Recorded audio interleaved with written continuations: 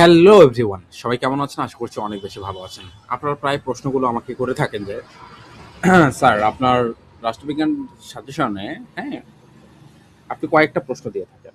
দেখেন, আমি ৯০৭ কোডের এটা হলো পূর্ব এশিয়া সরকার রাজনীতি। এই কোডের আমি মাত্র আমার 3 স্টার আছে মনে হয় 5টা, আর 2 স্টার আছে 4টা। 4টা প্রশ্ন আপনাদেরকে দিচ্ছি।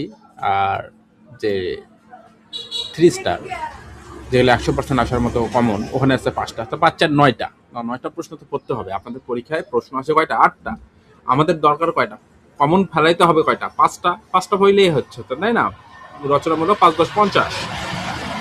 এখন একটা জিনিস ভালোভাবে আপনি বুঝেন, কম সাজেশন প্রোভাইড করতে হয়। এখন আমি কি 100টা প্রশ্ন আছে, বইয়ে 200টা প্রশ্ন আছে, আমি কি ওখান থেকে 20টা 30টা পড়বো, পড়ে ফেলা কমন ফেলাবো? না, আমি এখান থেকে মাত্র 10টা পড়বো। 10টা পড়বো আর 9টা পড়বো, 9টা 10টা পড়বো আমি পরীক্ষায়। এটা সাবজেক্টের অনুযায়ী একটু কম বেশি হতে পারে, অস্বাভাবিক কিছু না। তবে এই কয়েকটা প্রশ্ন পড়তে হবে। আচ্ছা, যাই হোক, 3 স্টার প্রশ্নগুলো শেষ করার পর ব্যাকআপ হিসেবে এই প্রশ্নগুলো প্রস্তুতি নিয়ে রাখা বুদ্ধিমানের কাজ হবে। একটা হলো চীনের মহান সর্বহারা সংস্কৃতি বিপ্লবের বিভিন্ন পর্যায় ও স্তরসমূহ আলোচনা করো। চীনের গণমুক্তি ফৌজের ভূমিকা ও কার্যাবলী আলোচনা করো। অর্থনৈতিক পরাশক্তি হিসেবে বিশ্ব রাজনীতিতে জাপানের প্রভাব লিখো। দক্ষিণ কোরিয়ার রাজনৈতিক দলের বৈশিষ্ট্য লিখো। এই 4টা প্রশ্ন অধিকতর গুরুত্ব দিয়ে অবশ্যই স্টুডেন্টরা পড়বা।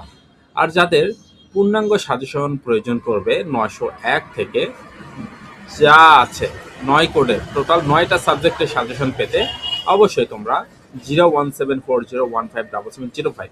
আমি কি প্রশ্ন দিব শুধু? না, প্রশ্নের সাথে উত্তরও পাবা। এই প্রশ্নগুলোর কি উত্তর লিখলে, কতটুকু লিখলে, কিভাবে লিখলে পাবা, আমার সেই উত্তরগুলো রেডি করা আছে পিডিএফ। তোমরা যদি মনে করো না উত্তরগুলো নেওয়া উচিত, না আমার পূর্ণাঙ্গ সাজেশনটা নেওয়া উচিত, এখানে তো জাস্ট রচনামূলক 4টা প্রশ্ন দিয়েছি, তোমার কি সংক্ষিপ্ত ফুল সাজেশন প্রয়োজন নাই? তোমার কি অতি সংক্ষিপ্ত প্রয়োজন নাই? যদি প্রয়োজন হয় তাহলে অবশ্যই নক করবা। ধন্যবাদ, সবাইকে ভালো থাকবা, সুস্থ থাকবা, আর আমাদের হোয়াটসঅ্যাপ নাম্বারে যোগাযোগ রাখবা।